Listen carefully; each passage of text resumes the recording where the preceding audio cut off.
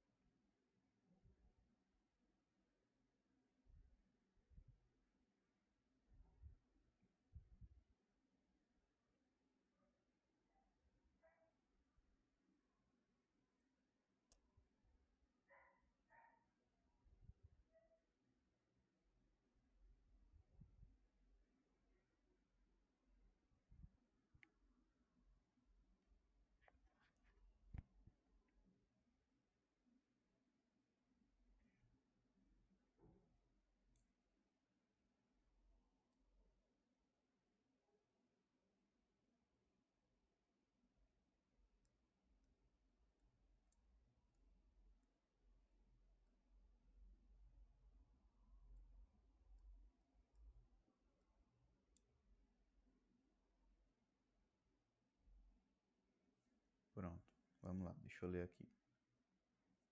O relevo da superfície terrestre é formado por processos associados às dinâmicas geológicas externa e interna, associados ao relevo. Encontram-se expostos rochas e solos. Constituem exemplo da atuação da dinâmica geológica interna, deixa eu pegar outra cor, geológica interna, os processos, vamos lá. Se ele quer interno, a gente vai ver só agentes endógenos. Erosivos hídricos. Quando ele fala de erosivos hídricos, a gente já vai ter aí chuva, os rios, e a gente sabe que isso tudo é externo. Então, já tira essa daqui. Formação de cadeias de montanhas. Formação de cadeias de montanhas as montanhas são formadas por processos realmente internos. Então, é verdadeiro. Letra B. Mas vamos dar uma olhadinha nas outras? Intemperismo físico das rochas e solos, a gente sabe que intemperismo vai ser externo. De desagregação das rochas, aí a gente já vai ter intemperismo e erosão, também é externo. E de lixiviação dos solos. Lixiviação, que é aquele processo, só para a gente relembrar, causado pela chuva, que causa também laterização, é uma das coisas que podem ser causadas pela lixiviação. Para quem não lembra, lixiviação é quando chove muito e a chuva acaba levando algumas propriedades do solo. E aí deixa só alguns metais para trás que a chuva não consegue levar e ela acaba deixando no solo. Mas outras coisas muito importantes em relação a nutrientes que o solo tem acaba sendo levado pela chuva.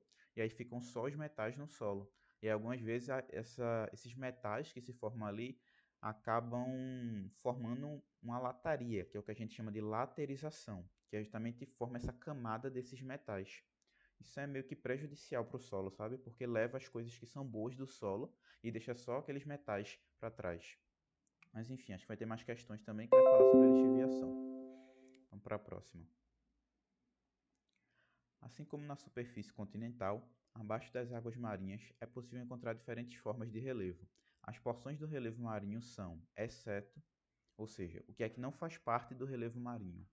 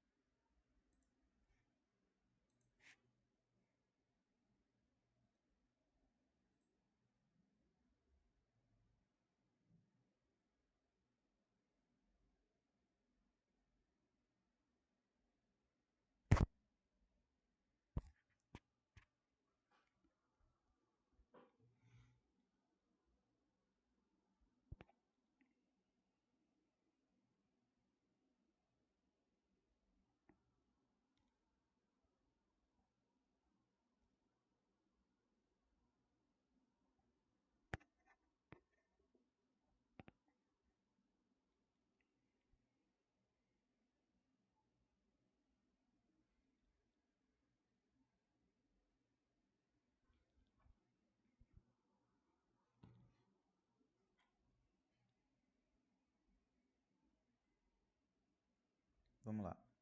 A, B, B, vamos lá. Novamente, assim como na superfície continental, abaixo das águas marinhas é possível encontrar diferentes formas de relevo. As porções do relevo marinho são, exceto, vamos lá. Quando ele fala aqui plataforma continental, eu acho que eu tenho a imagem aqui, deixa eu... Aí. O relevo marinho, ele é um pouco diferente do que a maioria das pessoas acredita que realmente é. Se vocês pararem para perceber, essa parte aqui que está embaixo d'água, ou seja, já faz parte... Deixa eu pegar outra cor aqui. Essa parte aqui está embaixo d'água, como a questão está citando aí, as partes que se encontram embaixo d'água, faz parte do relevo marinho. Só que ainda é a plataforma continental, a gente ainda não trocou. Então, tipo, a plataforma continental faz parte também do relevo marinho. Ela ainda encontra-se embaixo d'água. Na verdade, quando a gente vai para a praia, a gente toma banho, a gente fica só nessa plataforma continental. Isso aqui vai descendo até mais ou menos uns 200 metros de profundidade antes da gente encontrar o talude, para depois vir a planície abissal. A gente vai ter alguns dorsais e aí para subir de novo para o continente, o esquema é o mesmo. É como se fosse assim, a gente tem aqui o continente, aí desce um pouquinho ainda no continente, nessa parte aqui, aí desce bastante, que é o talude, aí aqui embaixo tem a plataforma oceânica, que é o que a gente chama de planície abissal. Aqui a gente pode ter alguns dorsais, algumas coisas assim, e aí para subir de novo, já em outra plataforma, aí no caso vai ter o talude, né? Vai ter a plataforma continental, e aí a gente tem aqui o continente. Então, essa parte que a gente tem, peraí, aqui no comecinho, ela ainda é a plataforma continental.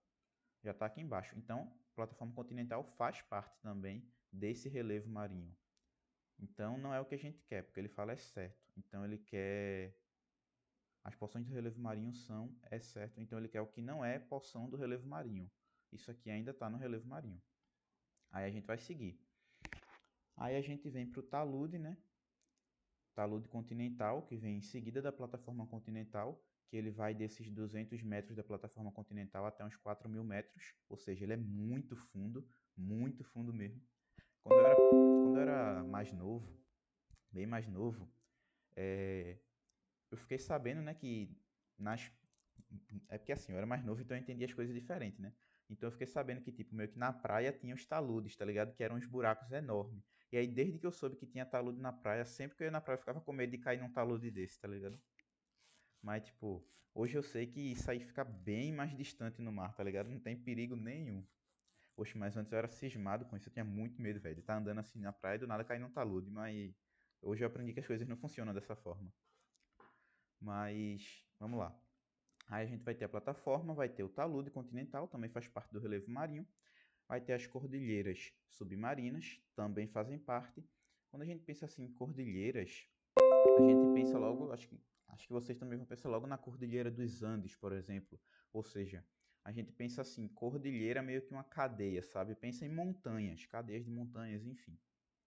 E embaixo d'água não é exatamente plano da forma como a gente pensa. A gente também tem cordilheiras submarinas, que é o que a gente chama de dorsais, por exemplo, que são essas elevações embaixo d'água. Não é tudo exatamente plano e nem é exatamente plano todo o tempo.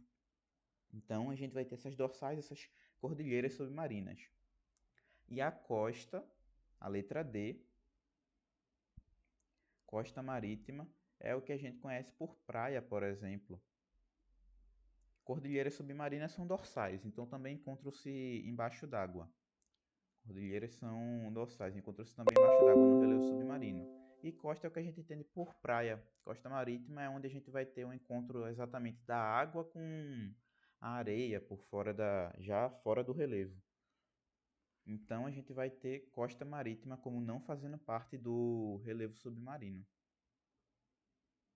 do relevo marinho. Vamos lá. Deixa eu tirar essa foto daqui. Não, acho que dá para deixar aqui. Só deixar ela mais embaixo. Pronto. Deu para entender, pessoal, direitinho? Quer que eu explique alguma coisa de novo? Entendi. Simbora então. Aí, ó. Vê aí o que é que vocês acham.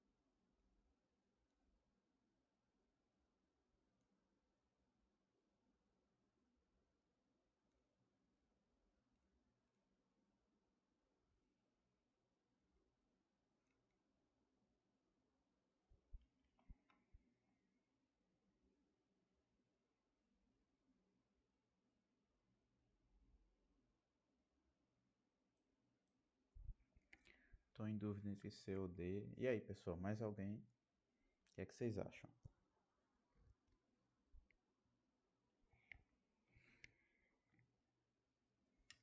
C, eu acho. Vamos lá. As ilhas podem ser definidas como... Vamos lá, vamos ver o que é que ele diz. Porções do continente que se desprenderam e não estão mais ligadas a ele. Não, porque a gente tem aí ilhas continentais que muitas vezes estão aí rodeadas por água, mas ainda estão ligadas ao continente internamente. Então a gente tem ilhas ligadas ao continente. Então já tira essa opção aqui. Não é A.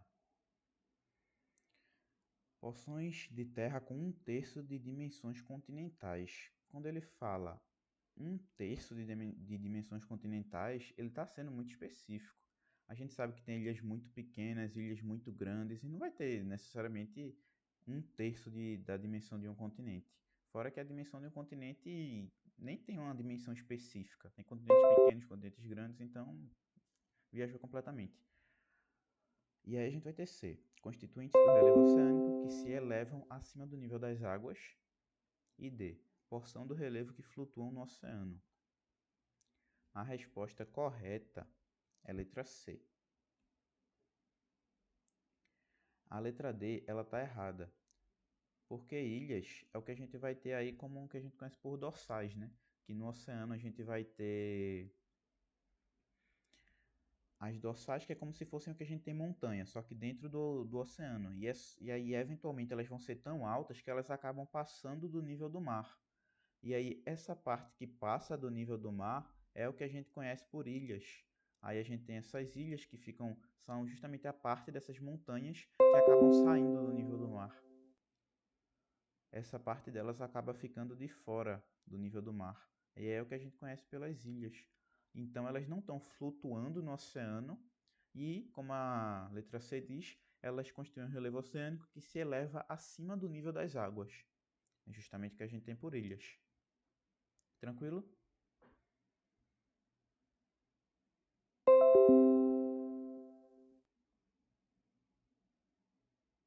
De boa. Simbora. Ó, essa aqui eu botei não exatamente para vocês fazerem, mas mais especificamente para a gente conversar um pouquinho. Ele fala assim: durante o período tanã, tanã, tanã, o território que atualmente configura o Brasil não foi atingido pelos dobramentos verificados na costa oeste da América do Sul, que deram origem à Cordilheira dos Andes. Assinale a alternativa que completa corretamente a lacuna.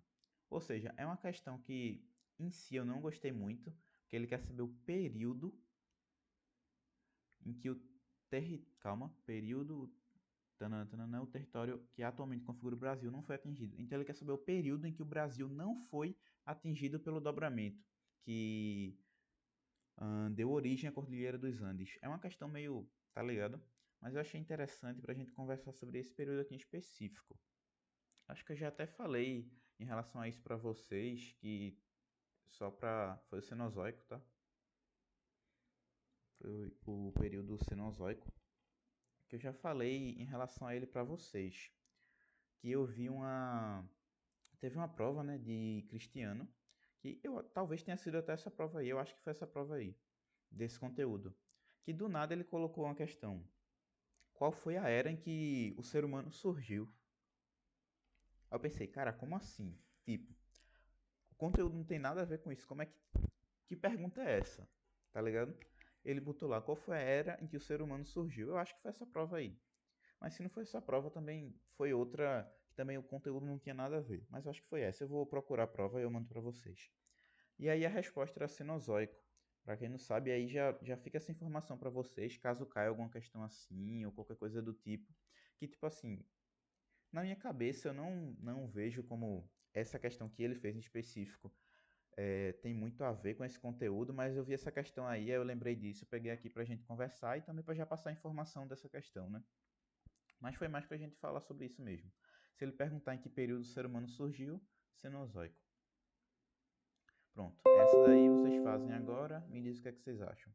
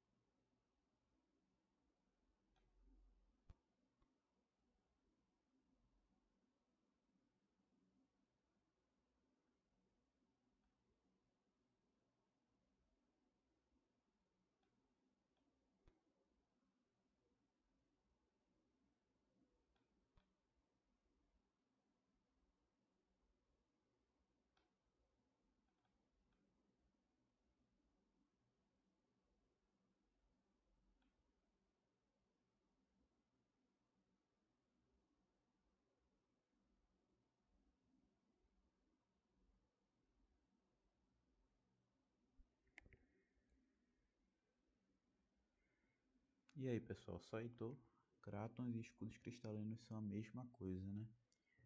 Então, no caso, o escudo cristalino, ele é um tipo de craton, que cratons são as estruturas muito antigas em si, e a gente vai ter os escudos cristalinos e as bacias sedimentares, né? Aí os escudos cristalinos são crátons, tá ligado? Mas nem todo craton é um escudo cristalino, que também tem as bacias sedimentares. E aí, pessoal, só Heitor, mais ninguém?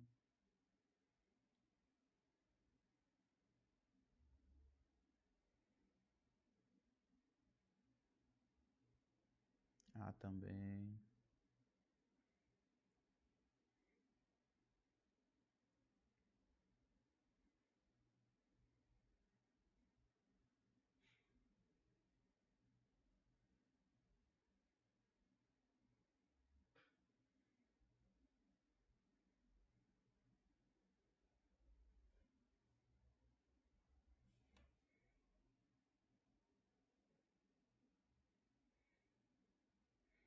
Sabe quando você tá lá fazendo a prova de boa? Isso não acontece mais no ensino médio não, mas costumava acontecer bastante. Você tá lá fazendo a prova de boa, aí você marca uma alternativa, aí o professor tá do seu lado, né? Aí ele viu você marcando aquela alternativa. Aí ele levanta a cabeça assim e fala pra turma, lembrando, pessoal, que a questão que é a incorreta, tá? Aí você já sabe que você tá marcando a questão errada. Então a gente se encontra nessa situação agora, tá ligado? Lembra aí, pessoal, que ele quer a incorreta. Não sei se deu pra entender o que eu tô falando, não. Mas eu acho que vocês entenderam. Vê aí o que é que vocês acham.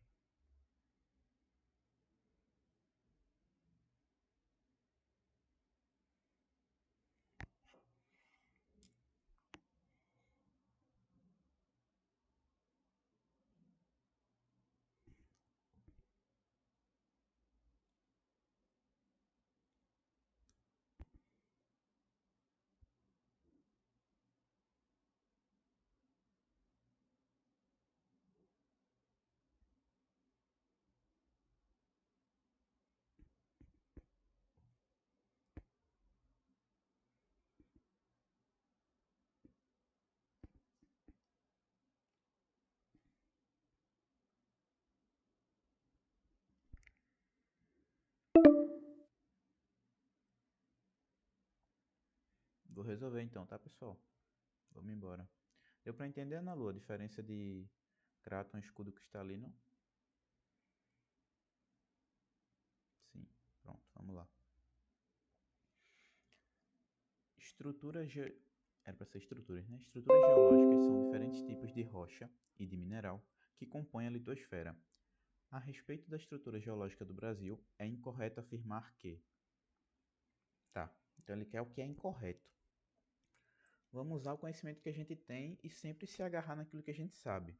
Às vezes vai ter alguma alternativa que vai ter alguma coisa que a gente não sabe sobre aquilo, mas a gente se agarra sempre no que a gente sabe e tenta responder a questão. Vamos lá. Primeiro aqui ele começa assim. O território brasileiro é fundamentalmente formado por duas estruturas geológicas, os maciços antigos e as bacias sedimentares. Quando ele fala aqui maciços antigos, ele está falando justamente dos escudos, escudos cristalinos, que a gente também chama de maciços antigos. Aí ele fala das bacias sedimentares, também está sendo formada por bacias sedimentares, que são justamente o que a gente conhece por crátons, né? Que são as estruturas antigas de formação do terreno. Então, ele está certo, porque aqui ele está pedindo a alternativa incorreta. Como ele quer a incorreta, já não é a letra A. A e B. A base estrutural do nosso território é de natureza cristalina, portanto muito antiga e rígida. Verdadeiro também. A nossa base em si é de escudos cristalinos, ou seja, é de natureza cristalina. E para quem não sabe, é um tipo de estrutura muito antiga e muito rígida. Então, essa letra B também entra como resposta correta. Como ela entra como resposta correta, ela não é a nossa alternativa. Os afloramentos superficiais do embasamento cristalino só representam cerca de 36% do total da superfície do país, ao passo que as áreas sedimentares representam cerca de 64%. Aí você pensa, cara, eu não entendi nada que essa letra aí falou. Pula. Vai para a próxima, depois volta nela. Vamos ver o que, é que a gente consegue fazer. Na próxima ele fala assim: as bacias sedimentares apresentam camadas dispostas horizontalmente. Até aqui, beleza.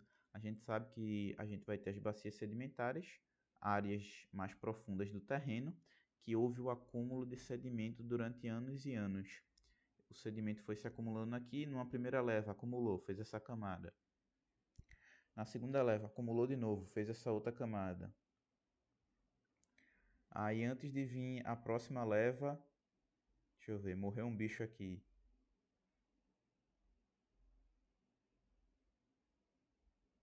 Meio feio, mas deu pra entender. Morreu um bicho aqui. Aí esse bicho morreu aí, beleza. Aí veio a próxima leva, a próxima camada de sedimentos, cobriu tudo isso daqui, fez uma área plana. Ou seja, uma área que era uma depressão, foi coberta por inúmeras camadas. A propósito, a gente acabou tendo um fóssil aqui, um bicho morreu ali, os sedimentos cobriram, ficou ali preservado. A gente teve um fóssil, cobriu, criou uma planície sedimentar ali, e tem várias camadas, que foi ao longo do tempo, foi juntando camadas e camadas de sedimentos, até concluir essa depressão. Então, por enquanto, ela está correta. As bacias sedimentares apresentam camadas dispostas horizontalmente ou quase horizontalmente. Beleza, perfeito.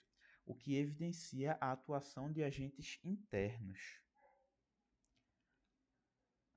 Quando ele fala que evidencia a atuação de agentes internos, aqui vai estar um equívoco, porque a gente ter essas camadas, a gente ter a sedimentação em si, não tem a ver com agentes internos.